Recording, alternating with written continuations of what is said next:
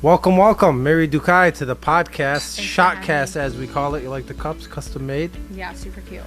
Welcome. I don't know what episode we're on because it's been an extremely long time since we've done this. Last episode I had was in Las Vegas with Bradley. It was a great episode. If you missed it, make sure you check out. But today we're here to introduce Meri, who actually worked in the same company as I did. We still work in the same company together right now. And she was a badass banker, one of the best we had. And now she's a badass leader. So I thought, why not bring a strong female leader here to speak to us a little. So why don't you introduce yourself and tell us what you do? Yeah, so my name is Meri Dukaj, and I am a leader in the same company that we work at. Yep. I banked for a long time, about 5 years. And then I went into leadership, which I'm happy with. I think it was a good move.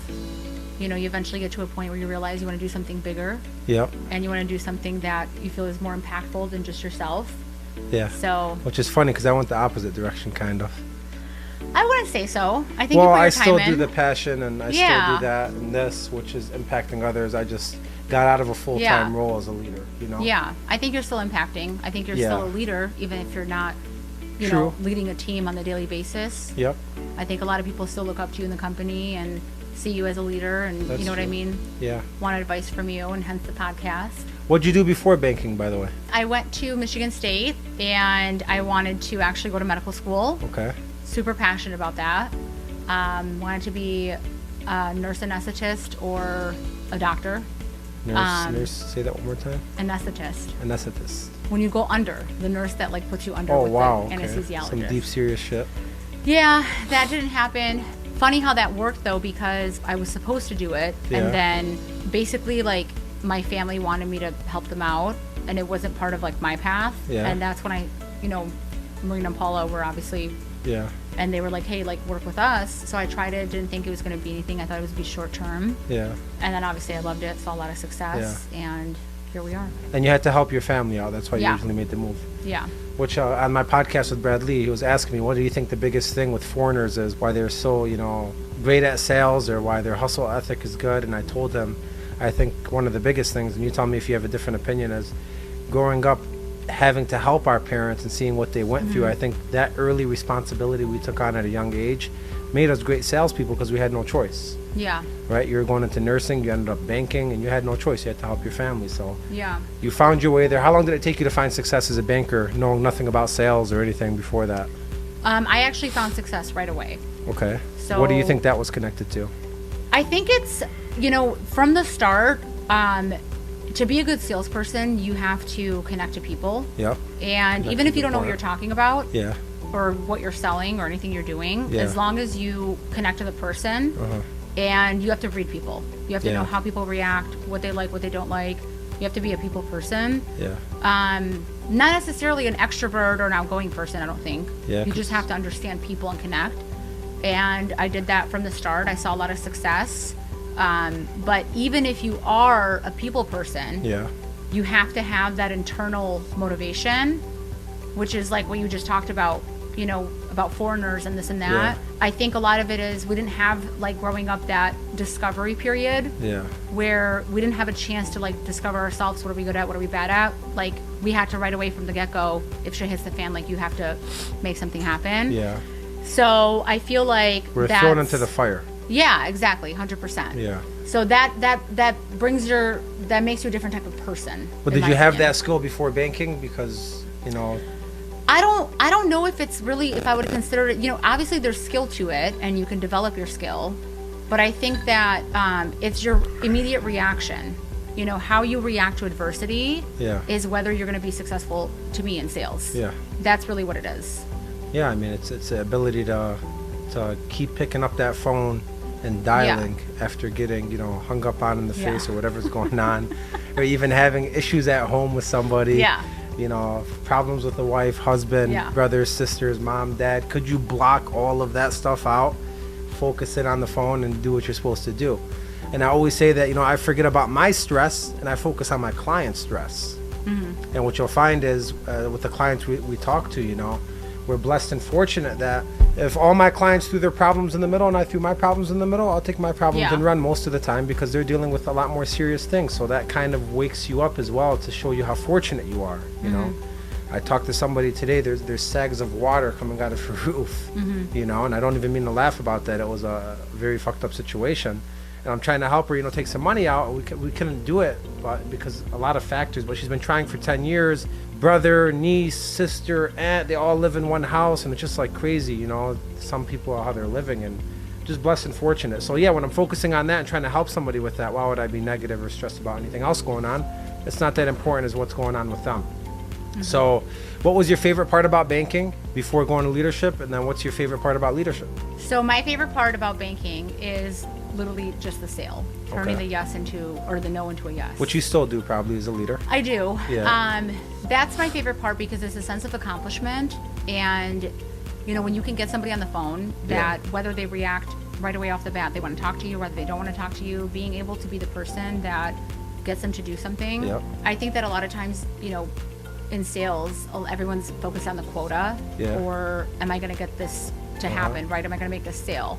But in reality, that's literally a human being that you're impacting, right? You're their go-to now. So in the future, when they need something, they're with you. You know, when they talk to their friends and family about what they did, this is how I went through it. And you're literally a part of that. That is a sense of accomplishment that I received. That was my favorite part of everything. I love that, yes. Because, you know, when you do that and you impact somebody, you now feel a sense of worth and like you can make a difference. I always say that, like I sleep well at night knowing that I helped Susie from North Carolina that hasn't seen her grandkids, like, you know, just all these stories. And a lot of salespeople don't think about it that way. It's like, I have to do this many, I have to do this many, and there's no human connection or emotion behind the sale. And it's like, that's where it becomes dull and worthless, and you stress and say, is this for me? Because you're not connecting what you're doing to the actual purpose. You know? It's like, are you getting married just to get married? If you get married just to say I got married because all my friends got married, then there's no purpose or sense behind you getting married. That's going to dry out real quick. But if you get married because you're in love with somebody and you enjoy the process with somebody, and every single day you enjoy the arguments and the building and the breaking, like that's what it really is really about, you know? And I think in sales it's the same exact thing. I enjoy the stories about my clients and the ways I change their life. It's never about a number. It's always about the story behind it. And that's what makes me feel good. I feel like it's karma, you know, if you keep doing good things for people, then God and the world's going to keep doing good things for you, and it keeps going. If you're a scumbag and you don't really care about people, then the world will be a scumbag to you and you'll get hit right back. So I think all of that stuff connects. All right, that was your favorite part of a banker or a salesperson. What's your favorite part about a leader? I think it's the same common denominator, having the impact, but now teaching other people how to impact other people. So that's something that I really love. I want to see people, you know, do something that they didn't think they could do, or they know they would be successful at, and, you know, help them to get there and watch them grow. So that's my favorite part. It's a good feeling when, you know, you see somebody do something that they literally never thought they could do, and you know that in your heart you had an impact in that. But I think the thing is, like, you know, people don't understand how impactful they are as a human being. Like, no matter what, I feel like you can do something. Like, you can do something that makes you better, or that makes somebody else better. You can do something that puts like a tick on your board. And like, that's the difference between somebody who's successful and someone who's not, in my opinion, is if you are judging that, or if you settle for less. So you're saying somebody that wakes up and actually wants to make a difference, 100%, somebody that's successful, and somebody that wakes up and just goes through the motions and doesn't think big. And they just settle for that. Well, that was the next question. You know, here at ShotCast, we don't keep things easy and simple. What's your what's your worst part about being a banker or a salesperson, and what's your worst part about being a leader? The worst part about being a banker or a salesperson, I would say the worst part is there's really no downtime. Like, you're just always on the go, right? Like, you have a schedule. You don't get to really work at your own pace as much until you're, you know, really titled and can make that adjustment. But I think for the most part, you don't get as much flexibility, not necessarily in the schedule in terms of how much you work, but when you put in the effort and when you don't. And then as far as like being a leader, the worst part is... I stop you on that one there. Because I'm a banker and a salesperson now. I feel like I do, to a certain extent now, if I work my ass off the first 2 weeks of a month, I feel like sometimes the third and fourth week, I don't have to work my ass off because I already crushed my goal, and now it's like all icing on the cake, and I could take a couple days off if I need to because I put in the hard work at certain points of the month where I need to. So I feel like you could filter through and put in the hard work where you want to as a salesperson and get some flexibility. That's just my opinion. Yeah, I mean, I think that's true. I think it just depends on the daily, though. Like, you know how some days you're just like, I'm not doing it this morning. Like, I'm not gonna, like, in the afternoon I'll get it together, but like right now, I'm just gonna coast. But like you can't do that because you don't know what's gonna come through the phone. Yeah. Right? Like, I feel like you can't do that as a leader because you got like 20, 30, 40, 50 heads just waiting for you on you don't have that office. Flexibility. If you have 10 kids waiting for you in the morning for breakfast, you're not going to coast and say, fuck breakfast, the kids ain't eating today. 100%. So There's no doubt. I feel like that's one of the great things about leadership is that it kept me on my toes as a leader, you know? Yeah. My outfit was picked every single night before, and I had to gel my hair and look good because if I'm not setting a good example for my team, then how are they going to, strive? Now, as a banker and a salesperson, there are days where I wake up and I'll put on my PJs and slippers and get into my office because I'm not in the mood for that, But as a leader, I can never do that. So there is a little more self-discipline it requires to be a salesperson over a leader because you got to light the fire under your ass. I don't care what anybody says. Yeah. If I tell people, like when I interview them or even like at Acez Academy, if I mentor them or bankers, I tell them all the time, if you're coming to me because you need to come to me because, hey, I need you to motivate me today, then it's not going to work, Yeah. I can motivate you for 5-10 minutes. We're going to slide right back in 30, 40, 50 minutes. It's a person that says, get out of my way. I know what I'm doing. 100%. I know what I need to do. Those are the people that, usually find the success. And I always say the hardest critic for successful people is themselves. I have days where I enroll 4 or 5 clients. At the end of the day, I said, what could I do better, man? I don't feel like I had a good day. And everybody's like, oh, great day, man. You killed it. I didn't kill it in my mind. Like, I'm always hard on myself, So I feel like it's never enough. And as a leader that drove my team crazy, like, goddamn, relax. We did this, we did that. Yeah. We could do more. We could do more. We could do more, So that was my struggle with being a leader, that I always pushed so hard and not everybody else wanted to push that hard, Yeah, no, 100%. And the difference, though, is when you have that day where you enroll 4 or 5 clients, in your mind who's a follow-up, who's a fresh client, right? Who you spent so much time on to get it, who you didn't spend a lot of time on. And I think that that's the difference. If you get, like, basically a layup, you get a couple layups, you get a couple follow-ups, you might not feel like you did as much because you didn't have to work as hard, right? Yeah. And that's the difference between someone who's super successful and someone who's not. Like, I feel like you gauge that and you judge that on your own. If you know that the work you put in to get the outcome, like, it was, a couple layups, a couple follow-ups you already worked on, and you feel like you didn't put the time in to really work super hard for something, that's why you're judging that. Whereas somebody else who maybe, you know what I mean, like, isn't as successful or doesn't view things the same way might be like, oh, well, I did 4 or 5 today. I'm good. I'm good all week. You know what I mean? Yeah, like, I'm chilling. For 2 weeks. Yeah. So that's the difference. I could literally shit the bed for the rest of the week because I wrote 4 100%. today, and I'm pacing for my 99.9%. 100%. Perfect. So yeah, they're not thinking to the future. I feel what you're saying. There is no such thing as layup in my eyes, because even on a layup, and a layup for those of you listening who are not in the mortgage world or in the sales, it's an easy client coming in the phone. Yeah. Somebody coming in that says they're coming in barefoot to your Nike store saying, I need shoes. I mean, they're barefoot, they need shoes. That's a layup, right? They need the shoes. But to me, I'm still going to ask that person, well, what kind of shoes do you like? And what kind of shoes did you have before? What kind of work do you do? So even the layups that come in, I still ask questions and get to know the person. I don't just say, oh, let's go, hurry it up and whatever. So I put quality into all my work, and I think that's why it's not a layup. I think the reason I'm hard on myself is because 5-4 deals, whatever the paycheck is, whatever the promotion is. You have your expectations. Yeah, I'm not excited. Yeah. I feel like, I'm on a journey where I just want to keep breaking ceilings throughout my life. And I don't think I can stop that. I think it's a sickness and a greatness at the same time. But I think it makes me who I am. Yeah, no, 100%. Worst part about being a leader, you're not going to run away from that one. The worst part is that people don't react the way that you react, or, want to do the things that you do. So a lot of really, really good salespeople, or doesn't even have to be sales, anything. Yeah. If you're a very driven person, you have a certain work ethic, you have a certain, you hold yourself accountable, you do all these things. Not everybody has that same bar. So your bar that you're trying to hit, right? Like 4 or 5 is not good enough for me. Yeah. That bar is very much lower to somebody else. Yeah. So as a leader, you have to understand that, like, yes, you want to push that person, but you also have to work with them based on what they consider.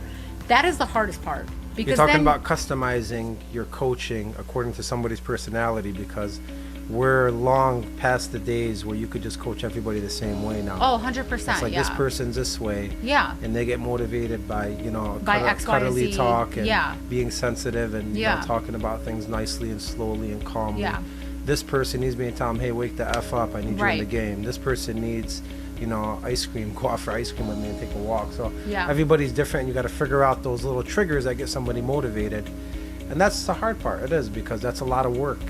Yeah. Especially when you have shit going on in your life, and it's like you got to customize the way you communicate with 15 or 20 different people according to their personalities. That's a lot of weight.